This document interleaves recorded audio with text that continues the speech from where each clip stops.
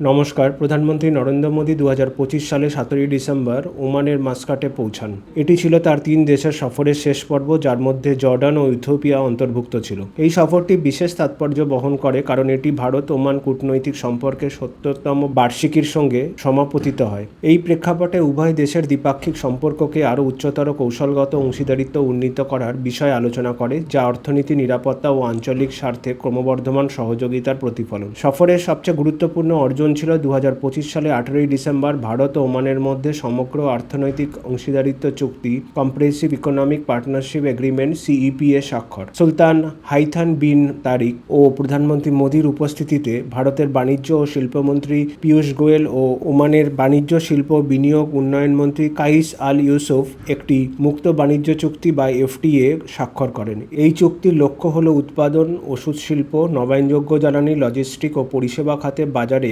প্রবেশাধিকার সহজ করে 2025 সালে আনুমানিক $10.5 বিলিয়ন পৌঁছাতে পারে এমন দ্বিপাক্ষিক বাণিজ্যকে আরও সম্প্রসারিত করা। CEPA সরবরাহ শৃঙ্খলার সংহতকরণ গভীরতা করবে এবং উভয়মুখী বিনিয়োগের উৎসাহ দেবে বলে আশা করা হচ্ছে।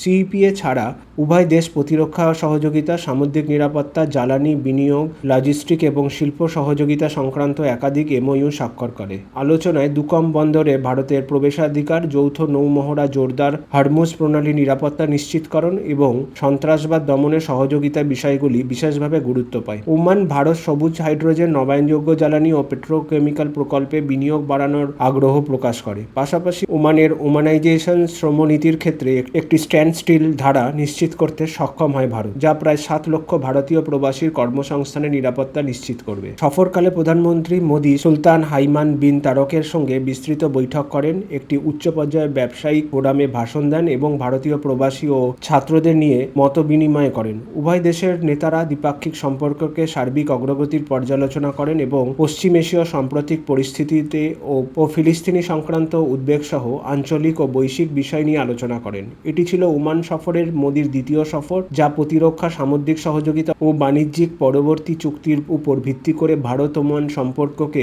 ক্রমাগত অগ্রাধিকার আরও সুদৃঢ় করে। ওমান সফরটি ভারতের বৃহত্তর মিডল ইস্ট কৌশলের সঙ্গেও সামঞ্জস্যপূর্ণ, যেখানে বহুমুখী কূটনীতি ও কৌশলগত স্বায়ত্তশাসনের উপর জোর দেওয়া হয়। ভারত, ওমান ও UAE ও সৌদি আরবের মতো উপসাগরীয় সহযোগিতা পরিষেবা GCC দেশগুলির সঙ্গে শক্তিশালী অংশীদারিত্ব বজায় রাখার পাশাপাশি ইসরায়েলের সঙ্গে প্রতিরক্ষা ও প্রযুক্তি সহযোগিতা এবং ইরানের সঙ্গে চাবাহার বন্দরের কেন্দ্রকে বাস্তববাদী সম্পর্কের বজায় রাখছে। এই ভারসাম্যপূর্ণ নীতি ভারতকে জ্বালানি নিরাপত্তা নিশ্চিত করতে, বাণিজ্য সম্প্রসারণ করতে এবং গাজা সংক্রান্ত ইসরায়েল-ইরান উত্তেজনা, লোহিত সাগরে বিঘ্ন ও চীনের বেল্ট অ্যান্ড রোড ইনিশিয়েটিভ উদ্যোগজনিত প্রভাবের মতো আঞ্চলিক অস্থিরতার মধ্যে সামুদ্রিকের পথ সুরক্ষিত রাখতে সহায়তা করে। এই প্রেক্ষাপটে ভারত মিডল ইস্ট ইউরোপ অর্থনৈতিক করিডোর বা IMEC বিশেষ গুরুত্ব বহন করে। IMEC পরিবহন ও লজিস্টিক ব্যয় প্রায় 30% পর্যন্ত কমাতে এবং পরিবহন সময় প্রায় 40% হ্রাস করতে সক্ষম হবে বলে মনে করা হচ্ছে, যা ইউরোপে ভারতীয়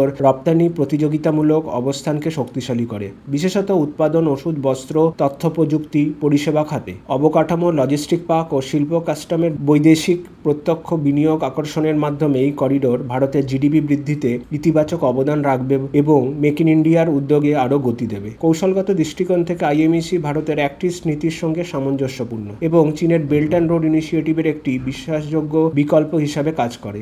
এই উপসাগরীয় দেশ ও ইউরোপীয়র সঙ্গে ভারতের সম্পর্ক আরও মজবুত করার পাশাপাশি ভারতের ভূ রাজনৈতিক প্রভাব বাড়ায়। যদিও আঞ্চলিক সংঘাত, নিরাপত্তাজনিত চ্যালেঞ্জ রয়ে গেছে, তবুও প্রধানমন্ত্রী 2025 সালের সফরে ভারত ওমানের নিরপেক্ষ ও স্থিতিশীল অংশীদারিত্ব হিসাবে ভূমিকা আরও স্পষ্ট করছে, যা উপসাগরীয় অঞ্চল, পশ্চিম এশীয় এবং তার বাইরে ভারতের জন্য একটি গুরুত্বপূর্ণ প্রবেশদ্বার হিসাবে ওমানকে প্রতিষ্ঠিত করে।